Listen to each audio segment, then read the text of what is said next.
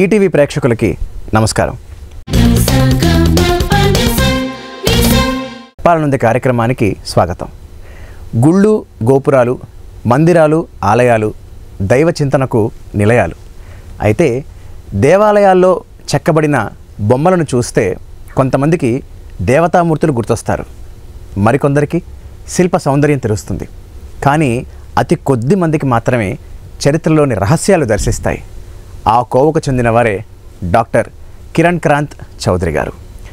దేవాలయాల్లోని వాస్తు రీతుల్లో, దేవతామూర్తుల భంగిమల్లో, స్తంభాలపై చెక్కిన బొమ్మల్లోనూ, ప్రతి అంశంలోనూ కళా చరిత్రలో ఉన్న విషయాలని, సూక్ష్మాలని వెతికి పట్టుకుని వెలికి తీసిన కళా అభిలాషకులు వారు, పురావస్తు పరిశోధకులు వారు. అంతేకాదు, మన దేవాలయాల్లోని శిల్ప సంపదలో ఉన్న పురాణ ఇతిహాస వైభవాన్ని శాస్త్రీయంగా అధ్యయనం చేశారు. అలాగే మన సంస్కృతి సాంప్రదాయాల్లో ఉన్న చరిత్ర ఆనవాళ్లను గుర్తించి పుస్తకంలో ప్రచురించి ప్రపంచానికి పరిచయం చేశారు శ్రీ కిరణ్ క్రాంత్ చౌదరి గారు. వారు ఇవాళ మన చెప్పాలనుంది కార్యక్రమానికి అతిథిగా వచ్చేశారు. నమస్కారం సార్. నమస్కారం అండి. సాధారణంగా దేవాలయాలు అనగానే ఎవరికైనా ముందు గుర్తొచ్చేది భక్తి, కానీ మీకు మాత్రం చరిత్ర కనిపిస్తుంది. సో అసలు మీ దృష్ట్యా, మీ కోణంలో ఆలోచిస్తే అసలు దేవాలయాల్లోంచి మనం నేర్చుకోవాల్సిన, తెలుసుకోవాల్సిన అంశాలు ఏమిటి? మా గురువు గారు అయినటువంటి ఆచార్య శంకరనారాయణ గారికి, నా తల్లిదండ్రులైన శ్రీ రామానాయుడు గారికి, మా అమ్మ శ్రీమతి చిన్నమ్మ గారికి నమస్కరిస్తూ, ఆలయాలు అందరం మతపరమైనవి అని అనుకుంటుంటాం, కానీ మతేతరమైనవి కూడా. కారణం ఏమిటంటే ప్రజల్ని ఓ సుమార్గం వైపు పంపించాలన్నా మతాన్ని కేంద్రంగా చేసుకున్నటువంటి ఆలయాల ద్వారా రాజులు, అధికారులు ఆనాటి ప్రజల్ని ఏకోన్ముతులుగా చేసి ఒకవైపు నడిపించడానికి అవి కేంద్రాలుగా ఎన్నుకున్నారు. అందుకని ఆలయాలు కట్టారు. సో మతం పేరు చెప్పగానే సామాన్యులు కూడా దాన్ని అనుసరించే విధానం ఉంటుంది. అది ముఖ్య కేంద్రంగా చేసుకుని రాజులు తద్వారా వాళ్ళకున్నటువంటి ఏవైతే భావనలు ఉన్నాయో, అలాగే వాళ్ళ మనసుల్లో ఏముందో, రాజ్యాన్ని ఎలా సుభిక్షంగా పరిపాలించాలో తద్వారా తెలియజేసేయడానికి ప్రయత్నం చేశారు. అందువల్లే మనకు ఆలయాలు అనేకం కనిపిస్తుంటాయి. అందులో ముఖ్యంగా ఆలయాల ద్వారా కళలంటే ఇక్కడ శిల్పము, వాస్తు, నృత్యము, సాహిత్యము, అలాగే ఇవన్నీ హరికథలు, ఇలాంటివన్నీ ఆలయాల్లో ఉండేవి. అంతేకాకుండా ఆలయాలకు ఆర్థికమైనటువంటి పరిపుష్టత కూడా ఉండేది. కారణం ఏమిటంటే భక్తితో ఆలయానికి సమర్పించేటువంటి కానుకల్ని, వాటిని ఆలయాల్లో ఏం చేసేవిటంటే, ఉదాహరణకి నీటి తీరవలు. ఆ రోజుల్లో అడవులను నరికి ఎక్కువ పొలాన్ని సాగు చేసుకునే అవకాశం కల్పించింది ఆలయాలు. అందులో ఇచ్చినటువంటి ఆవుల్ని కొందరికి ఇచ్చి తద్వారా వచ్చేటువంటి ఆదాయాన్ని ఆలయానికి వెచ్చించి నీటి తీరవలు ఏర్పాటు చేయడం వల్ల వ్యవసాయం వృద్ధి చెందింది. వ్యవసాయం వృద్ధి చెందడంతో ఆ దారిని వెళ్ళేటువంటి ప్రయాణికులకి, యాత్రికులకి భోజన సౌకర్యం ఆలయాలు కల్పించాయి. కళల్ని పోషించాయి. కళ్ళు ఎలా పోషిస్తాయంటే, తిరునాళ్ళు రథం చేయాలన్నా, తిరునాళ్ళు జరిగేటప్పుడు, ఊరేగింపు జరిగేటప్పుడు ఆ నాట్యం, నాట్యకారులు, ఇలా అనేక రకాలుగా ఆలయం బహుముఖంగా అదొక అధికారిగా ప్రజలకు సేవ చేసింది. ముఖ్యంగా చదువు చెప్పించింది. ఉదాహరణకి మనకి ఘటిక స్థానాలని ఉన్నాయి, ఇప్పుడు మర్చిపోతున్నారు అందరూ.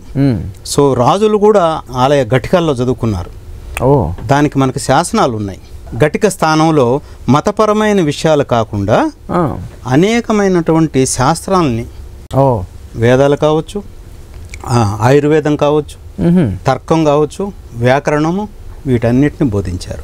ఆ రకంగా మనకు కంచిలోను మిగతా చోట్ల కూడా చాలా ప్రాచీనమైనటువంటివి ఉన్నాయి.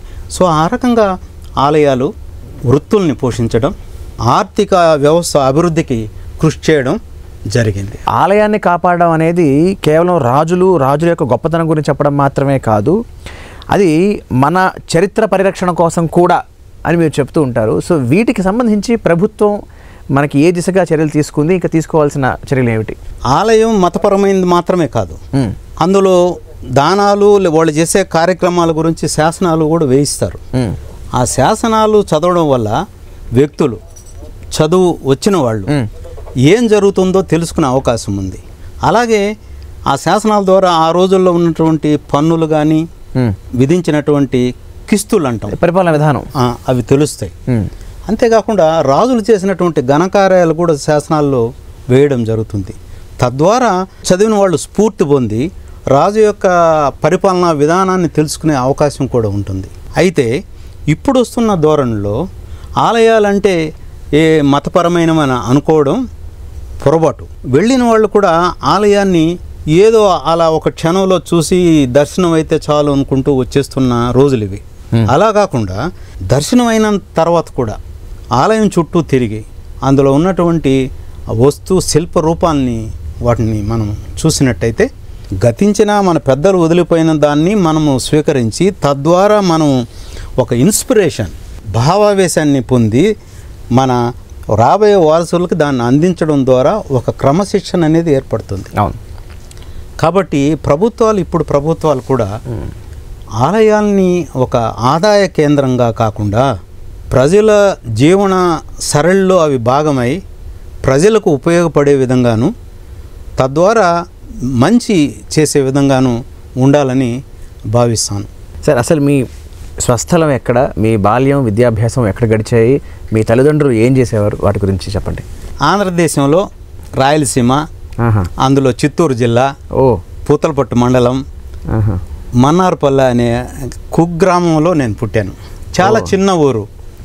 అయితే ఇక్కడ మా తల్లిదండ్రులు వాళ్ళు అన్నదమ్ముళ్ళు 4, ఒక అక్క. మీ నాన్నగారు? మా నాన్నగారు రెండోవారు, శ్రీ రామానాయుడు గారు, శ్రీమతి చిన్నమ్మ. వాళ్ళకి నేను 3వ సంతానంగా పుట్టాను. నాకు ఒక అన్న, అక్క ఉన్నారు. ఆమె పేరు మీనాక్షి. అలాగే మా పెదనాన్న పిల్లలు కూడా అక్కలు నేను బాగా చదువుకోవాలని బాగా నా వృద్ధి కోసం బాగా పాటుపడిన వాళ్ళు. మీ బాల్యం విద్యాభ్యాసం ఎక్కడ గడిచాయి? విద్యాభ్యాసం అంతా అప్పుడు ఉన్నటువంటి ప్రాథమిక పాఠశాల మా ఊర్లోనే ఉండేది, మన్నార్పల్లె గ్రామంలో చదువుకున్నాను. ఆ తర్వాత మాకు 1 కిలోమీటర్ దూరంలో ప్రభుత్వ ఉన్నత పాఠశాల కొత్తకోట గ్రామంలో ఉండదు. అక్కడ 10 వరకు చదువుకున్నాను. 10 తర్వాత నేను విజయవాడకు లయోలా కాలేజీలో చేరడం జరిగింది. ఆ తర్వాత డిగ్రీ 74-76 ఆ ప్రాంతంలో చిత్తూరు గవర్నమెంట్ డిగ్రీ కాలేజ్ చదువుకున్నాను. తర్వాత పీజీ శ్రీ వెంకటేశ్వర విశ్వవిద్యాలయంలో హిస్టరీ అండ్ ఆర్కియాలజీ స్పెషలైజేషన్ తిరుపతిలో చదువుకున్నాను. తర్వాత పిహెచ్డి కూడా చేయడం జరిగింది. పిహెచ్డి కంటే ముందు నేను జేఎన్యూకు జవహర్లాల్ నెహ్రూ యూనివర్సిటీకి వెళ్ళడం, కొన్ని భావజాలాలకు ఇబ్బందులు ఏర్పడినప్పుడు, అలాగే ఆర్థికంగా కూడా నాకు కొంచెం ఇబ్బంది కలిగినప్పుడు అటునుంచి వచ్చేసి నేను పిహెచ్డి ప్రొఫెసర్ శంకర్ నారాయణన్ సంస్కృత శాసన లిపి అలాగే చరిత్రకారులు, ప్రముఖ చరిత్రకారులు ఆయన దగ్గర చేయడం జరిగింది. ఒక గొప్ప విషయం ఏమిటంటే శంకర్ నారాయణ గారు క్రమశిక్షణ అంటే సాంప్రదాయ పండితులకి ఆ క్రమశిక్షణ ఉంటుంది. ఆయన సాంప్రదాయ పండితుడు. ఆయన దగ్గర మొదటి శిష్యుడిగా నేను ఒక ప్రపంచ ప్రఖ్యాతిగాంచిన ఆర్ట్ హిస్టోరియన్ నిహార్ రంజన్ రే అనే ఆయన ద్వారా పరిచయంతో ఆయన దగ్గర చేరడం జరిగింది. ఆయన దగ్గర మొదటి శిష్యుడిని నేను. పిహెచ్డిలో చివరి శిష్యుడిని కూడా నేనే. కారణం ఏంటంటే ఆయన దగ్గర చేరారు కానీ ఆయన క్రమశిక్షణకి తట్టుకోలేక అబ్బా వెళ్ళిపోయారు. ఆ తర్వాత మా గురువుగారు కంచి కామకోట పీఠాధిపతులైనటువంటి శ్రీ శ్రీ విజయేంద్ర సరస్వతికి తర్కాండ్ ఋగ్వేద, ఆయనకి 10 ఏళ్ళు అప్పుడు వయసు, చెప్పారు. పరమాచార్య గారు కూడా ఉన్నారు అప్పుడు. ఆ రకంగా నేను మొదటి శిష్యుణ్ణి, వారు రెండో శిష్యు. మటన్కి వెళితే ప్రథమ శిష్యన్ బొందాన్ అని నన్ను గౌరవంగా పరమాచార్య ఉన్నప్పుడు అనేవాళ్ళు. ఆ తర్వాత ఆర్టిస్ట్రీలోకి ఈ కళ వైపు ఉన్నటువంటి జిజ్ఞాసతో నేను ఫోటోగ్రఫీ డిప్లొమా కూడా చేశాను. అది అవసరం కాబట్టి ఫోటోగ్రాఫ్ చేయడం. ఆ తర్వాత దాదాపు 2005లో ఉన్నటువంటి డిగ్రీల్లో ఉన్నతమైనటువంటిది D Litt. D Litt, doctor of literature, D Litt. Okay okay, PhD పైనది. అప్పుడు అంతా సర్వే చేసిన తర్వాత నాకు బెర్హంపూర్లో Ramachandra R C Misro, professor R C Misro అని ఆయన అవకాశం ఇచ్చారు. ఆ యూనివర్సిటీ నాకు పర్మిషన్ ఇచ్చింది. సో డీలిట్ చేయడం జరిగింది. సార్, మీరు శ్రీ వెంకటేశ్వర యూనివర్సిటీలో అనేక పదవుల్లో పనిచేశారు. అయితే వాటిలో మీరు చేసిన కళ అలాగే సాహిత్య చరిత్ర పరిశోధనల గురించి చెప్తారా? వైస్ ఛాన్సలర్ తప్పితే మిగతా అన్నీ చేశాను. కానీ ప్రిన్సిపల్ గాను, డీన్ గాను, లేకపోతే ఎగ్జామినేషన్ స్పెషల్ ఆఫీసర్ గాను, ఆనరీ డైరెక్టర్ గాను శ్రీ వెంకటేశ్వర యూనివర్సిటీకి, అలాగే చీఫ్ వార్డెన్ గాను అన్నీ చేసిన నేను ఎప్పుడు చూసింది చేసింది ఏంటంటే ప్రతి రూల్ని అతిక్రమించకుండాను అవసరమైనప్పుడు మానవతా కోణంలో దాన్ని సాల్వ్ చేయడానికి ప్రయత్నించాను. ఉదాహరణకి ఒక గ్రాడ్యుయేట్ స్టూడెంటు బీకామ్లో ఫెయిల్ అయితే ఒక పేపర్లో 100, ఒక పేపర్లో 99, ఒక పేపర్లో 0 వచ్చాయి ఒక అమ్మాయికి. నేను ఆఫీస్కి వెళ్తుంటే అమ్మాయి ఏడుస్తుంటే ఏమంటే లోపల పిలిపిస్తే అమ్మాయింది విషయం చెప్పింది. సిఈ కంట్రోల్ ఆఫ్ ఎగ్జామినేషన్స్, అమ్మ రీవాల్యుయేషన్ కట్టావా అన్నారు. లేదండి, నువ్వు అమ్మాయివి, మళ్ళీ రీవాల్యుయేషన్ ఒకటా నీకు అని మా నాన్న నన్ను ఇల్ట్రేట్ చేసి మాట్లాడారు. అయ్యో, కాబట్టి రీవాల్యుయేషన్ వెరిఫికేషన్ కట్టావా? లేదు. వెంటనే తెప్పించి స్క్రిప్ట్ని ఒక 2 గంటలు వెతికి తెప్పించిన తర్వాత చూస్తే ఆ అమ్మాయికి 99 ఉన్నాయి. దాన్ని చీఫ్ ఎగ్జామినరు 100 చేసి 99 రౌండప్ చేశాడు. చెక్కరు దాన్ని రౌండప్ చేసింది 0 అనుకొని ఎంటర్ చేశాడు. అయ్యో, వెంటనే రూల్ ఒప్పుకోదు, ఈ చెక్కింగు వీటికి అంతా డబ్బులు కట్టాలి. వెంటనే దాన్ని మార్పించి ఈ అమ్మాయికి 100కు 100 వేయించి it should not be taken as a president for further references అని ఒక మాట రాసి. ఎందుకు చెప్తున్నానంటే బాగా చదువుకున్న కుర్రాడు కానీ అమ్మాయి కానీ ఇలాంటివి జరిగినప్పుడు సూసైడ్ చేసుకుంటారు. అందుకని ఎగ్జామినేషన్ అనేది ఒక కత్తి మీద సాము లాంటిది ఆ పదవిలో ఉన్నప్పుడు. ఇలాగా ఎప్పుడు రూల్ అతిక్రమించకుండాను అవసరమైనప్పుడు దాన్ని గట్టిగా విద్యార్థులు సహాయం చేసే విధంగాను మానవతా దృక్పథంలో చూశాను. అలాగే కళా సాహిత్య చరిత్ర కోణాల్లో మీరు చేసిన పరిశోధనలు ఎలాంటివి? అక్కడ రామ్ శర్మ గారు అలాగే కొందరు ప్రొఫెసర్లు ఉన్నారు. వాళ్ళు వైస్ ఛాన్సలర్ అయినా క్లాసులు తీసుకునేవాళ్ళు. మనం పనులు చేస్తున్నా కూడా ఏదైతే మూలం ఉందో ఆ పని నుంచి డీవియేట్ కాకూడదు అనేది ఒక నిబంధన. నాకు మా గురువుగారి నుంచి నేర్చుకుంది కూడా అది. ఆ నిబంధనతో నేను అడ్మినిస్ట్రేషన్లో దాదాపు 13 ఇయర్స్ ఉన్నా. ఈ 13 ఇయర్స్ 13 ఏళ్లలో ఎక్కువ పేపర్లు రాశా, రీసెర్చ్ పేపర్లు. నా పబ్లికేషన్లు కూడా ఎక్కువగా అప్పుడే జరిగాయి. అందులో ముఖ్యంగా విద్యార్థి దశలోనే నేను 5 టెంపుల్స్ ఆఫ్ భువనేశ్వర్ రాశాను. ఈ పీరియడ్లో రామాయణం మీద నా దగ్గర ఒక విద్యార్థిని చేసింది. దాన్ని ఫర్దర్గా నేను దాదాపు ఒక 10 ఏళ్ళ అధ్యయనం చేయడం జరిగింది. రామాయణం పైన 10 ఏళ్ళు అంటే దానికి ఎందుకు అంత టైం పట్టింది? దానికి కారణం ఏమిటి? వాల్మీకి రామాయణం ఏదైతే మూలం ఉందో ఆ మూలాన్ని ప్రాంతీయ భాషల్లో ద్రవిడ భాషలోకి తర్జుమా అయినప్పుడు, ఉదాహరణకి భాస్కర్ రామాయణం, రంగనాథ రామాయణం, మొల రామాయణం, కంబర్ రామాయణం, తొరవే రామాయణం ఇన్ని వచ్చాయి. అవును. ఇవి కాకుండా జానపదాల్లో అనేక అంశాలు కథల్లోకి వచ్చాయి. అంటే మూలం నుంచి ఇవన్నీ బహుముఖాలుగా వేరుగా కనిపిస్తాయి. ఏదైతే అక్కడ ప్రజల్లో నానుల్లో బాగా బాహుళ్యంలో ఉంటుందో దాన్ని అమర్చితేనే వాళ్ళకి అది నచ్చుతుంది. దానికోసం ఆ మార్పులు చేయడం జరిగింది. అవి కాకుండా ఈ కథల్లో మళ్ళీ పల్లె వాతావరణంలో వచ్చే కథలు అనేకం ఉంటాయి. ఉదాహరణకి ఊర్మిళాదేవి నిద్ర, హనుమంతుడి నవ్వు, అలాగే అనేకం ఇవన్నీ చూడాలి. చూస్తే కానీ అక్కడ కనిపించేటువంటి ఆలయం మీద కనిపించేటువంటి శిల్పం, రాముడి శిల్పం ఏదైతే ఉందో ఆ శిల్పం ఏ కథలో నుంచి తీసుకొని శిల్పి చెక్కాడో తెలుసుకోవాలంటే అవన్నీ చదవాలి. అబ్బా, అది తెలిసినప్పుడే దాని గురించి మీరు అధ్యయనం చేయగలరు. అందుకని ఎక్కువగా కాలం తీసుకుంటుంది. ఆ తర్వాత అనేకమైనటువంటి గ్రంథాలు నావి దాదాపు 18 రావడం జరిగింది.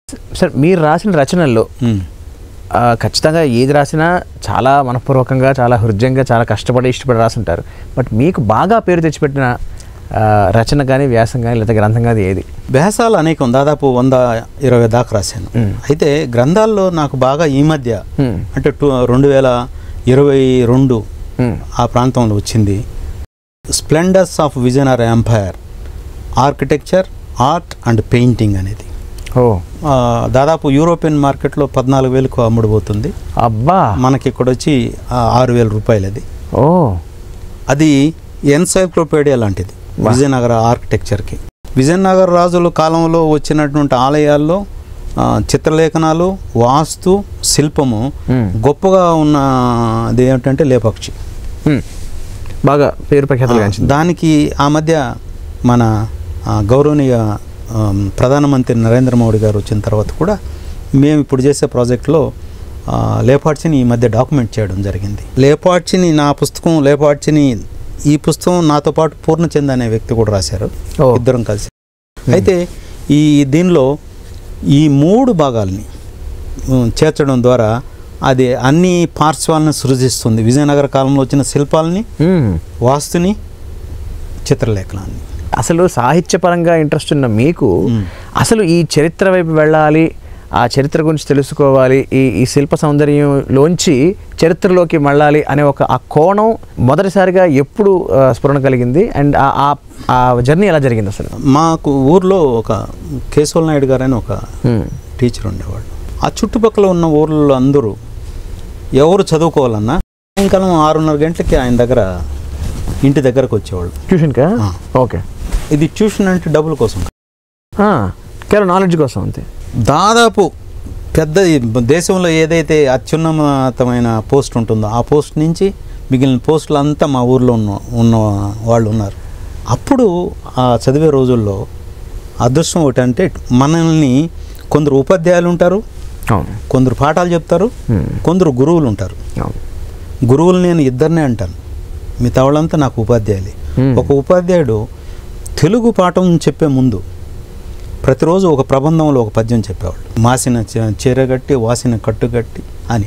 అలాగా ఇది నాకు లైలాలో కూడా చదువుకునేటప్పుడు లైలా కాలేజీలో ఆయన కూడా అది.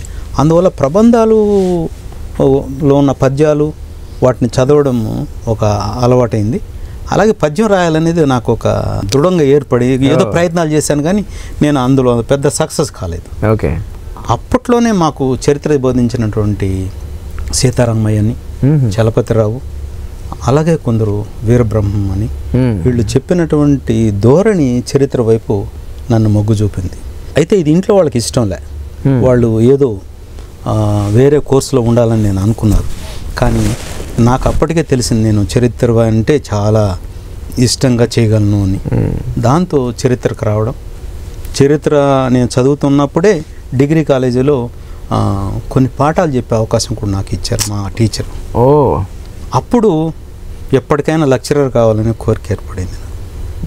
తర్వాత పీజీకి వచ్చేటప్పటికి ప్రతి శుక్రవారం ఆర్ట్ హిస్టరీ అని వరుసగా 2 గంటలు ఉంటాయి. అందులో 1 గంట నాకు పాఠం చెప్పే అవకాశం ఇచ్చారు. దానిలో నేను మౌర్యన్ ఆర్టు, గుప్తా ఆర్టు, మధుర ఆర్టు, గాంధార ఆర్టు, ఇలా అనేక అంశాలు చెప్పడం. అంటే ముందు మనం ప్రిపేర్ అవ్వాలి కదా, ప్రిపేర్ అయ్యి చెప్పేవాడిని. ఆ రకంగా నేనైతే ఎప్పుడు నేను యూనివర్సిటీలో ప్రొఫెసర్ అవుతారని నేను అనుకోలే. లెక్చరర్ కావాలనేది కోరిక. యూనివర్సిటీలో అవ్వడం అనేది చాలా ఆనందంగా. ఆ రకంగా కళ పైన చేస్తున్నప్పుడు నాకు శివరామ్మూర్తి, మన దేశంలో శివరామ్మూర్తి, అలాగే నిహార్ రంజన్ రాయ్, ఆనంద కుమారస్వామి, బెంజమిన్ రౌలెండ్, స్టెల్లా క్రామరిష్, వీళ్ళు ఎక్కడ వారు?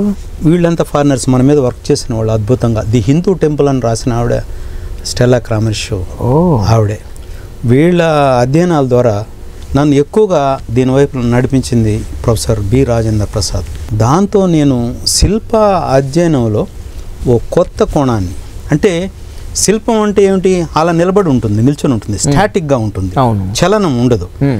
శిల్పంలో కూడా చలనం తీసుకురాగలిగినటువంటి శిల్పి యొక్క స్వభావాల్ని, శిల్ప రూపాల్ని అధ్యయనం చేయడం ఒక కొత్త పందాలోకి నేను వెళ్ళాను. ఎలా అంటే ఒక శిల్పాన్ని వర్ణించమంటే ముక్కు, చెవులు, కాళ్ళు, చేతులు, ఎన్ని చేతులు ఉన్నాయి చెప్పడం కాదు, ఎలా నిల్చుందని చెప్పు.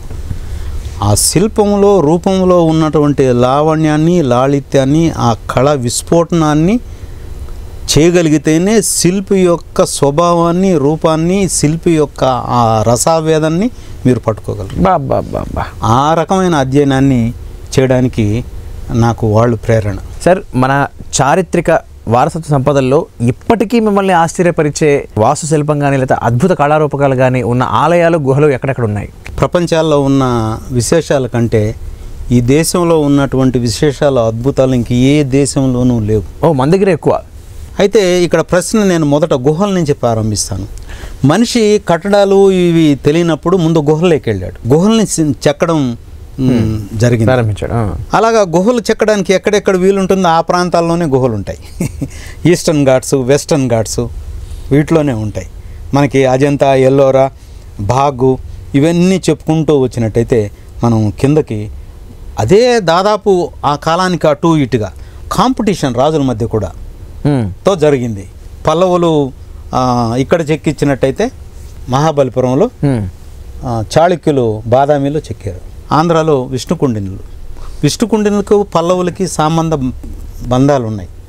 అందువల్ల అక్కడికి వెళ్ళినటువంటి పల్లవ రాజు దాన్ని చూసిన తర్వాత ఇక్కడ చెక్కారు. అట్లాగే భైరవకొండ. సో దీనిలో ఎక్కడ రాయి ఉందో అక్కడికి వెళ్ళి తులవడం దాన్ని ఒక అద్భుతంగా చేశారు. ఇక కట్టడాలకు వచ్చినట్టయితే ప్రపంచంలో అన్ని వింతలు ఇక్కడే ఉన్నాయి. ఉదాహరణకి మహాబలిపురం చూస్తున్నట్టయితే ఏకశిలలో నిర్మించడం. గుహల్ని ఒక రాతిలో చెక్కినప్పుడు గుడిని ఎందుకు కట్టకూడదు అనిందే పైన ఉన్నటువంటి కలశం నుంచి కిందకి చెక్కిన ఆలయాలు ఉన్నాయి. ఒకే రాయి, ఎల్లోరాలోని కైలాసనాథ ఆలయం రాష్ట్రకూటుల కాలంలో కొన్ని లక్షల రాయిని తొలిచి బయటకు తోశారు వాళ్ళు. ఇటు 250 అడుగులు వెడల్పు, 500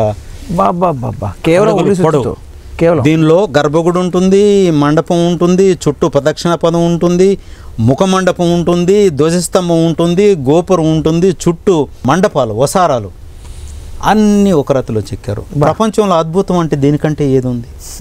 బట్ ఎన్ని సంవత్సరాలు పట్టుంటుంది? దాదాపు ఇది 2 తరాలు చెక్కారు, 2 రాజుల కాలాల్లో చెక్కారు. మనకి దక్షిణ భారతదేశానికి వచ్చినట్టయితే గుడిమళ్ళం అని ఒకటి ఉంది, తిరుపతికి 21 కిలోమీటర్లు. ఓకే.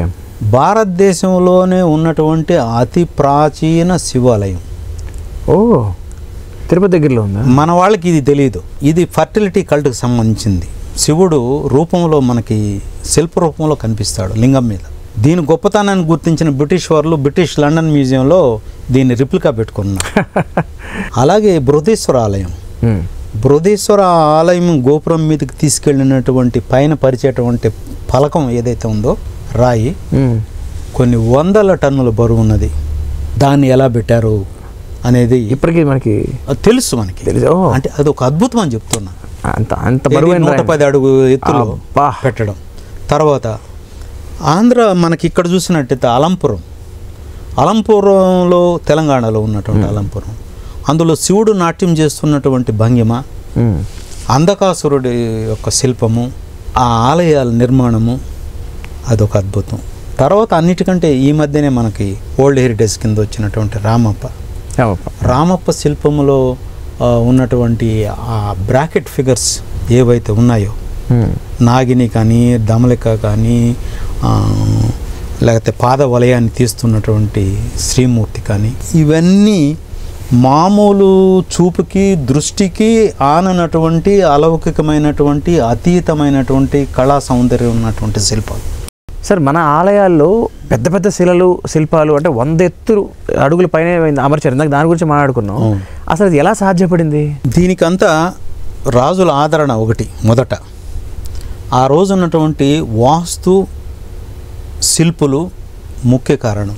తంజావూరు ఇదివరకే చెప్పుకున్నాం, బృహదీశ్వర ఆలయంలో ఏదైనా గొప్పగా ఉండాలనేది రాజరాజ నరేంద్రుడి యొక్క కోరిక. చరిత్రలో అది వరకు వచ్చినటువంటి ఆలయాలకు భిన్నంగా గర్భగుడి మీద విమానాన్ని నిర్మించాలని అనుకున్నారు. దాని మీద వేసింది 1000 టన్నుల క్యాప్ స్టోన్ అంటాం. అంత అయిపోయిన తర్వాత మూత పెట్టాలి. దాన్ని పెట్టడానికి దాదాపు ఒక 5 కిలోమీటర్ల దూరం నుంచి ఒక చెట్మా అంటాం మామూలుగా ర్యాంప్ వేయించి దాని చుట్టూ కూడా గోపురం చుట్టూ మట్టితో నింపి ఆ మట్టిని బాగా దట్టించి దిగబడకుండా దాని మీద ఏనుగులతో ఈ రాళ్లను లాగించారు. 5 కిలోమీటర్లు అంటే అది మెల్లగా ఎత్తు పెరగడం, లేకపోతే వీలు కాదు కదా అంత బరువును లాగి. దాని చుట్టూ కూడా దాన్ని అలాగనే అవతలకి వరకు కొనసాగించి ఆ ర్యాంప్ని దాని మీదకి ఆ కేపింగ్ స్టోన్ పెట్టారు. దీన్ని అంతా ఇంటర్లాకింగ్ సిస్టమ్ అంటారు. ఇప్పుడు సిమెంటు మెటలు అవి ఉపయోగించి కాకుండా రాతి ఆ నెరికల్లో లాకింగ్ సిస్టమ్ అంటారు. అందుకని సున్నము ఇటుక ఏం వాడినటువంటి బృహదేశ్వర ఆలయంలో ఈ ఇంటర్లాకింగ్ సిస్టంతో ఈ రాళ్ళు ఎక్కడ ఉండదు. కింద గర్భగుడి నుంచి పైన విమానం అంత ఎత్తు వరకు మొత్తం రాతి నిర్మాణం జరిగింది.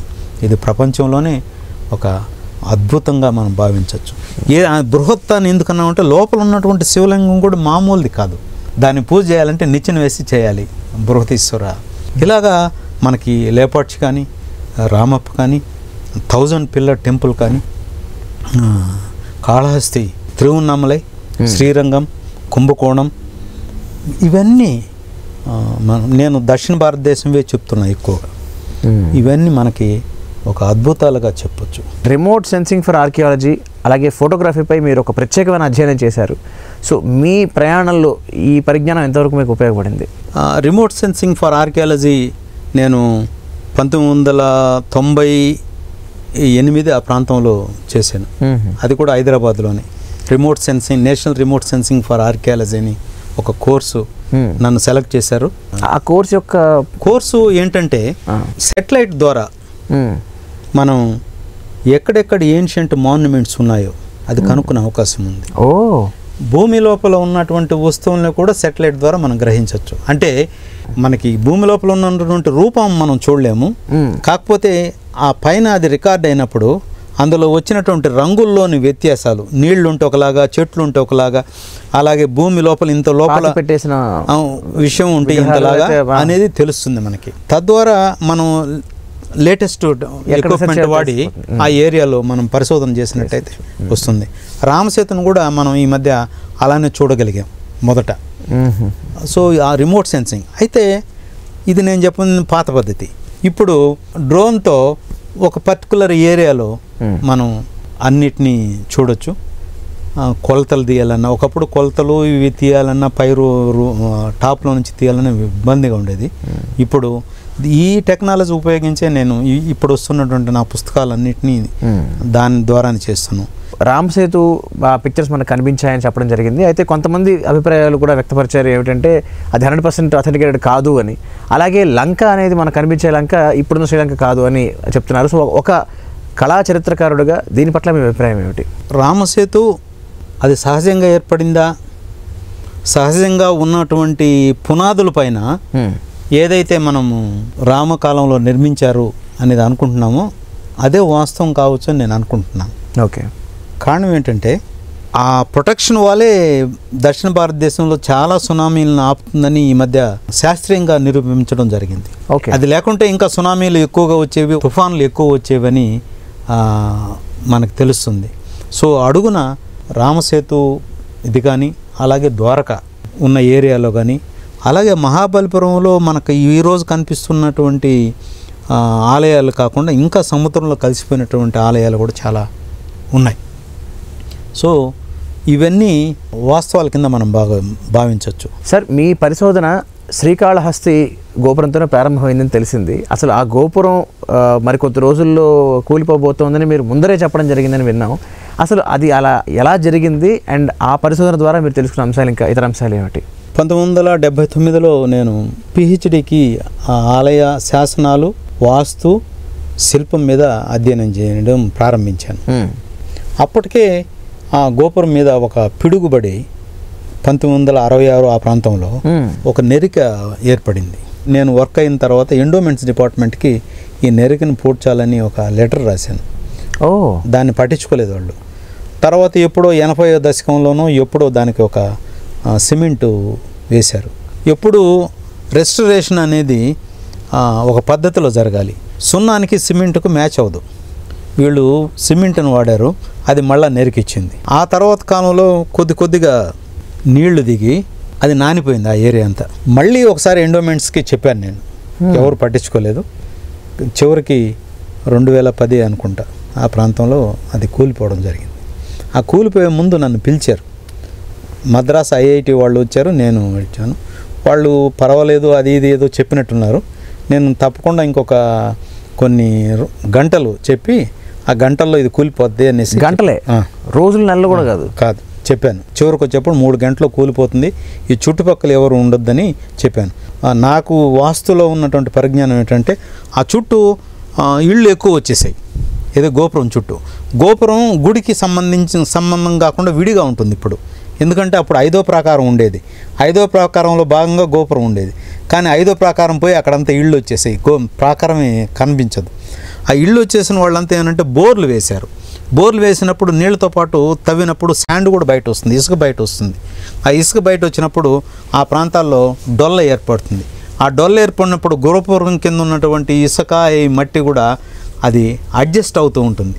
అడ్జస్ట్ అయినప్పుడు పునాదులు తగ్గుతూ వస్తాయి.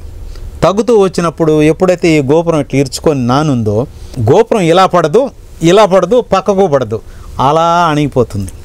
ఎందుకంటే మట్టి ఇటుకతో ఉన్నటువంటి గోపురం అది. 1517 జనవరి ప్రాంతంలో కృష్ణదేవరాయలు కట్టించింది అది. అబ్బా, ఇది కూలిపోతుంది, ఎవరు ఇక్కడ ఉండదని. నేను చెప్పినట్టుగానే పైనుంచి ఇట్లా మనం అణిచేస్తే స్పాంజిని అలా అణిగిపోయింది.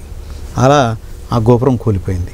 కాపాడడం అనేది చాలా ప్రభుత్వాలకి ఒక ధర్మం, అది ఒక విధిగా భావించాలి. అయితే మండపాలు, గోపురాలు భారతదేశంలో ఆలయాలు ఎక్కువ కాబట్టి పట్టించుకోవడం లేదు. కానీ అవే మన సంస్కృతి నిలయాలి కాబట్టి తప్పకుండా వాటిపైన ప్రభుత్వం దృష్టి సారించాలని నేను అనుకుంటాను. సార్, శ్రీశైలం, మంగళగిరి, పుష్పగిరి, ఒంటిమిట్ట, మార్కాపురం ఈ దేవాలయాలను కనుక సరిగ్గా పట్టించుకోకపోతే చాలా అరుదైన శిల్ప సంపదని మనం చేజార్చుకున్నట్టే అని గతంలో హెచ్చరించడం జరిగింది. ప్రస్తుతం ఈ ఆలయాల పరిస్థితి ఎలా ఉంది? ముందు కంటే మీరు చెప్పినటువంటి ఆలయాలన్నీ జనం బాగా వస్తున్నారు, ఆదాయం బాగా ఉంది. అయితే ఆదాయాన్ని మళ్ళీ తిరిగి ఆలయాన్ని ఖర్చు పెట్టాలనే వాటిలో నేను ముఖ్యుడిని భావిస్తాను. అలా ఖర్చు పెట్టాలి ప్రభుత్వం అని. అలా జరగడం లేదు. అంటే ఏం చేయొచ్చునంటే ఉన్నదాన్ని డిజిటలైజ్ చేయడం, డాక్యుమెంట్ చేయడం, దాన్ని హార్డ్ కాపీ కింద తీసుకురావడం అనేది ఒక పద్ధతి. తద్వారా మన ఈ ఇందులో ఉన్నటువంటి శ్రీశైలం కానీ లేకపోతే ఒంటిమిట్ట ముఖ్యంగా మనం చెప్పుకోవాల్సింది ఏమిటంటే అది స్పాటెడ్ సాఫ్ట్ శాండ్ స్టోన్తో తయారు చేయబడినటువంటి ఆలయం. అంటే నున్నగా మెత్తగా ఉండేటువంటి రాయి, మెత్తగా ఉండే రాయి, ఇసుక రాయి. కాబట్టి అందులో కొంచెం ఐరన్ ఓర్ కూడా కలిసి ఉంటుంది. అంటే లోహాలన్నీ ఉన్న ఏరియా ఏది కడప జిల్లా, ఆ లోహాలు ఉంటాయి. ఎక్కడైతే ఐరన్ ఉంటుందో అది ఈ తడికి వెలుక్కి అలా నిరంతరం ఎక్స్పోజ్ అవుతూ వస్తే అది అక్కడ ఊడిపోతుంది.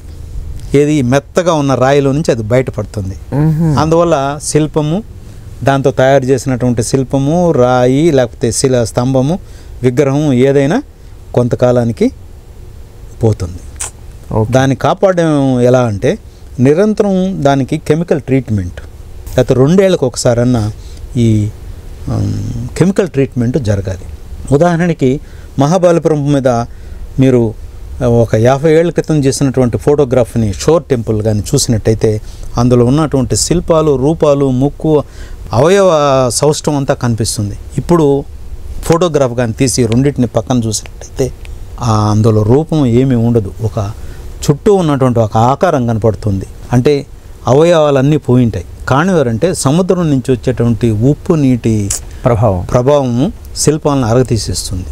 కాబట్టి ఈ శ్రీశైలం కానీ, ఒంటిమిట్ట కానీ, మార్కాపురం ఇవన్నీ కూడా చాలా జాగ్రత్తగా చూసుకోవాల్సిన ఇది. అలాగే అలంపూర్, ఇక్కడ ఆ రాయి కొన్ని చోట్ల వాడిన రాయి మంచి రాయి కాదు, అందువల్ల పోయే స్వభావం ఉన్నది. వాటికి ఇది అవసరం. అలా అయితేనే మనం కాపాడుకోగలం. స్త్రీ పురుషుల సంబంధాన్ని గురించి వివరిస్తూ మీరు రాసిన రాగధూళి అనే కవితా సంపుటి విపరీతమైన ప్రాచుర్యాన్ని పొందింది. ఎంతోమంది మెచ్చుకున్నారు, ప్రశంసించారు, విమర్శించారు కూడా. సో దాని గురించి మీ మాటల్లో, అండ్ అలాగే దాంట్లో మీరు రాసిన కవిత ఏదైనా మా కోసం. విజయవాడలో ఉన్నప్పుడు కొంచెం వామపక్ష ధోరణిలో నరకడాలు, చంపడాలు ఇలాంటి కవిత్వాలు ఎక్కువ రాసేవాడిని. ఆ తర్వాత ఆ కాలంలో అక్కడ నాకు విశ్వనాథ సత్యనారాయణ గారిని చూడడం, తెన్నేటి హేమలత కలిశారు ఎవరిని. తర్వాత సెలవుల్లో చలంగారి దగ్గర తిరువన్నామల వెళ్ళడం, సమ్మర్లో అంతా 4-5 రోజులు నా మిత్రుడైనటువంటి రమణ, కేఎస్ రమణ, సభా గారి అబ్బాయి ద్వారా అక్కడ వెళ్ళి ఉండడం, ఇవి చేసేవాళ్ళం. అలాగే చిత్తూరు జిల్లా రచయితలు సంఘం ఉండేది. మేము యువ రచయితలుగా మేము లిఖిత మాసపత్రిక కూడా ఒకటి చేసాం ఆ రోజుల్లో, 1974 ఆ ప్రాంతంలో. ఆ తర్వాత కొంచెము అనుభూతి సాహిత్యం మీద ఎక్కువగా ఇష్టమైంది. అప్పట్లోనే చిన్న చిన్న కవితలు రాస్తే దేవదత్తం అనేటువంటి ఒక మాసపత్రిక వచ్చేది, అందులో వచ్చేవి. సో ఈ రకంగా నాకు ఒక ప్రేమైక జీవితం అనే దానిపైన ఎక్కువగా ఇష్టమైంది. నా పెళ్ళైన తర్వాత ఎందుకో నేను ఒకానొక సందర్భంలో భావనలలో కలిగి ఒక పూటలో అంటే 3 గంటల్లో 40 పేజీలు రాసేసాను. దీనిపైన సంజయ్ దేవ్ గారు, అప్సర్, ఆ రోజుల్లో భారతి అని ఒక మ్యాగజైన్ వచ్చేది, దాంట్లో టిఎల్ కాంతారావు అని, అట్లాగే సౌభాగ్య, వీళ్ళందరూ, అట్లాగే ఇంద్రగంటి శ్రీకాంత్ శర్మ, సంజీవ్ దేవ్, వీళ్ళందరూ వాళ్ళ అభిప్రాయాలు రాశారు. దాంతో అది 2వ ఎడిషన్గా కూడా వచ్చింది. దీన్ని రాస్తూ రివ్యూ చేస్తూ నేను సాత్రేయ ఫిలాసఫీని ఎక్కువ చదివానని ఒక ఆయన కామెంట్ చేశాడు. అప్పటికి సాత్రేయని నేను చదవలేదు. దీనికి చండీదాస్ గారు పీఠిక రాయడం అనేది ఒక గొప్ప విషయంగా నేను భావిస్తాను. ఇందులో నాకు బాగా ఇష్టమైనవి ప్రేమేతరమైంది ప్రతిదీ దుస్సహమే దుర్భరమే నిర్భర శూన్యమే, రాగమధూళి నిండని కళ్ళు నిర్జన కఠిన శిలాకాసారాలు, నిరార్ద్ర నిష్క్రయ నిస్సారాలు, జీవన ఊసర క్షేత్రాలు. ఇది ఏంటంటే యుక్త వయసులో ఉన్నప్పుడు కలిగేటువంటి భావావేశం వచ్చినటువంటిది. ప్రఖ్యాత నవల రచయిత వడ్డెర చండీదాస్ గారు వారి చివరి రోజుల్లో చాలా కాలం పాటు మీ దగ్గరే ఉన్నారని తెలుసుకున్నాం. సో వారితో ఉన్న మీ అనుబంధం, అలాగే వారి నుంచి మీరు గ్రహించిన అంశాలు ఏమిటి? చండీదాస్ గారు ఒక విలక్షణమైనటువంటి వ్యక్తి. తిరుపతిలో మా ఇంట్లో ఉన్నప్పుడు ఒక రాత్రి 9:30 ఆ ప్రాంతంలో ఆయనకు ఆరోగ్యం బాగాలేదని ఆయన దగ్గర ఆ డిపార్ట్మెంట్లో పరిశోధన చేసేటువంటి ఒక వ్యక్తి స్కూటర్ మీద తీసుకొచ్చి మా ఇంట్లో వదిలేరు.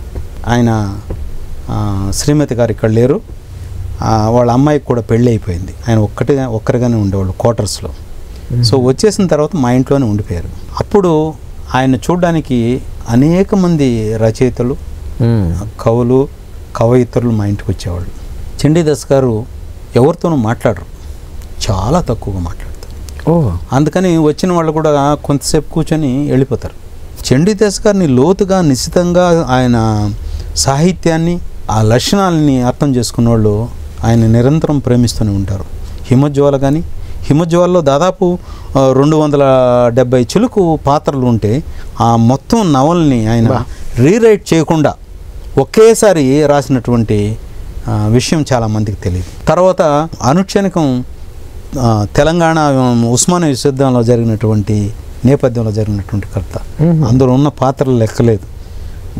అలాగా చండీదాస్ గారి యొక్క భాష, అలాగే ఆయన వాడినటువంటి పదాలు, కొత్తగా చేర్చిన పదాలు చాలా అనుక్షణికం. మా పిల్లలు కూడా ఆయనతో తాతయ్య అని, మా పిల్లలకి పేర్లు కూడా ఆయనే పెట్టారు.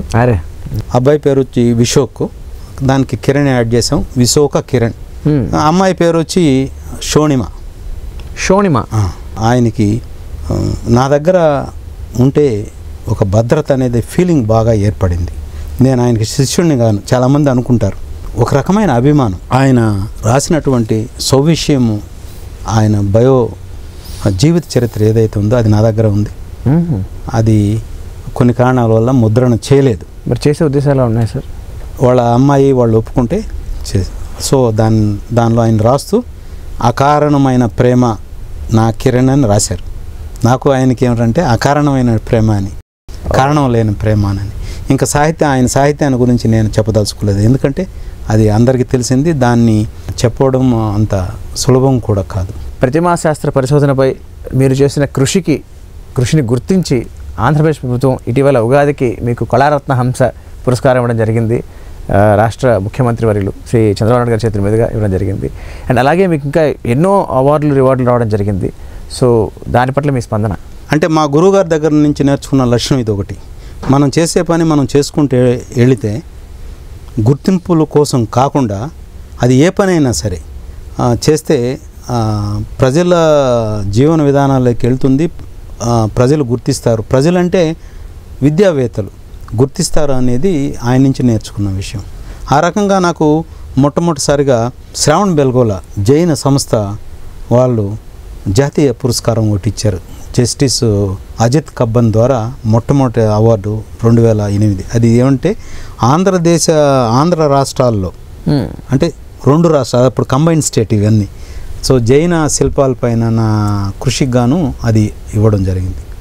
తర్వాత 2011 ప్రాంతంలో నాకు పరిశోధనలకు గాను విశ్వవిద్యాలయంలో ఉన్నటువంటి అందరి టీచర్లకి మిన్నగా నాకు ఇవ్వడం జరిగింది.